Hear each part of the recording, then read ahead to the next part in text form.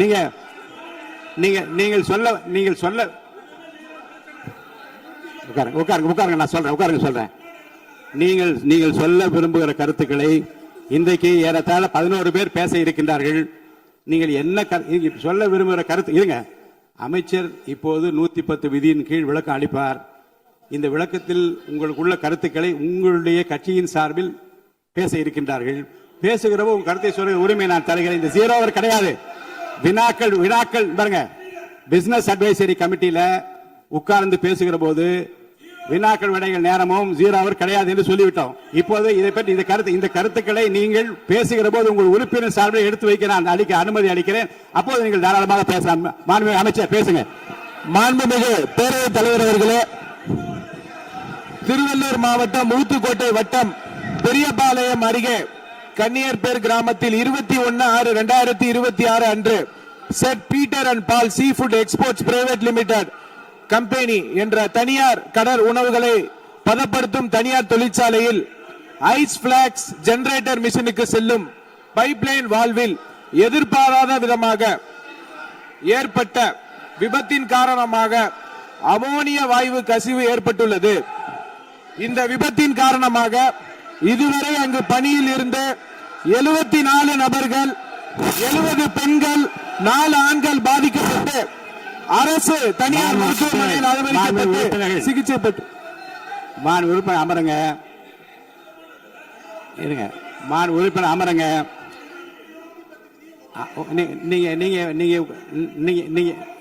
நீங்க உட்கார்ந்தீங்கன்னா தான் நான் பேச முடியும். உட்காருங்க. எல்லாரும் உட்காருங்க.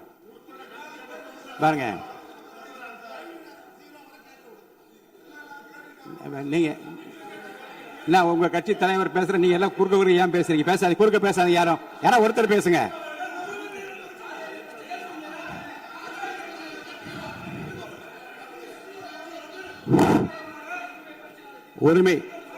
உரிமை மீறல் பிரச்சனை இருங்க. உரிமை மீறல் பிரச்சனை பற்றியும் நீங்கள் எனக்கு காலையில் எனக்கு கொடுத்திருக்கிறீர்கள். அது இருங்க. உரிய நேரத்தில் தான் எடுக்க முடியும். இப்போது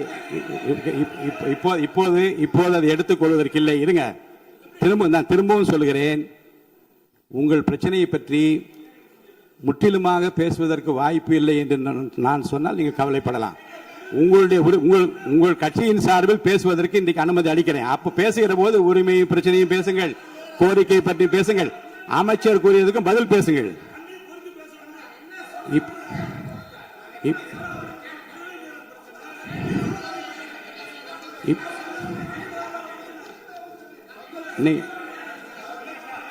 இப்போது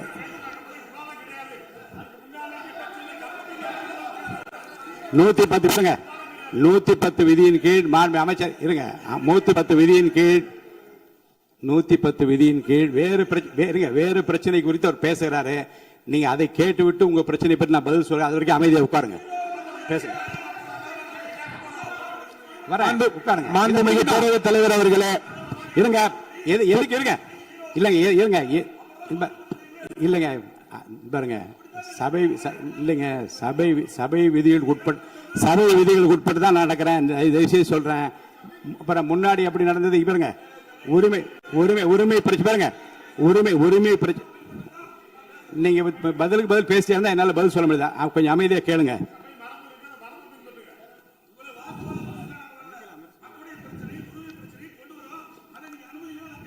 அந்த அனுமதி 110 விதியின் கீழ் இந்த சம்பவத்துக்கு இல்லைங்க சார். இருங்க. நான் என்ன சொல்றேன்? நான் சொன்ன பிறகு அமைச்சர் தான் நீங்க அந்த 110 விதி பேசுவார். நீங்க உட்காருங்க. உரிய நேரத்தை அதை பற்றி அனுப்புங்க.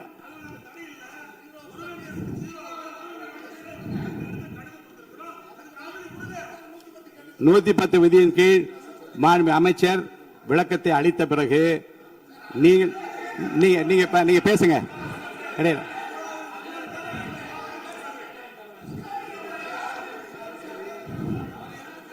எல்லாம் ஒண்ணுதான்.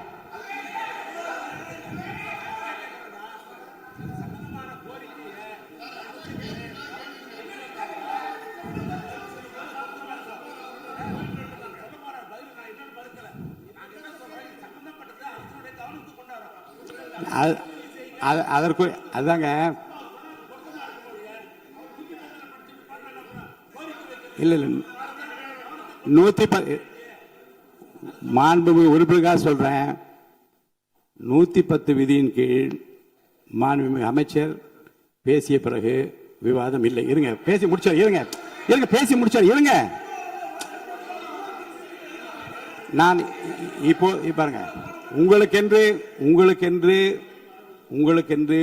உங்களுடைய கட்சியினுடைய உறுப்பினர் பேசுகிற போது இதே பிரச்சனை கொஞ்சம் கலந்து பேசுங்க. நீங்க அப்பவும் சொல்லுங்க. நீங்க உரிமை மேல் ஒரு மேகதாது பிரச்சனை இருங்க சொல்லி முடிச்சிடுறேன். மேகதாது பிரச்சனை பற்றி உரிமை மீறல் கொடுத்திருக்கிற அந்த விவாதத்தை நீங்கள் உங்களுக்கென்று பேச இருக்கின்ற உறுப்பினர் பேசுகிற போது நீங்க அந்த பிரச்சனையை சொல்லலாம். அதற்குரிய பதில் நான் சொல்றேன். அது உரிமை பிரச்சனையாக ஏற்றுக்கொள்ள முடியாத மாண்புமிகு அமைச்சர், நீங்க பதில் சொல்லுங்க.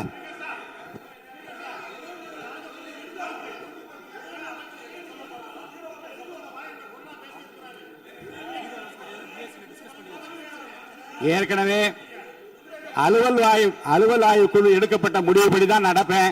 அலுவல் ஆய்வு குழுவுக்கு மீறி நடக்க முடியாது. தயவுசெய்து அமருங்கள்.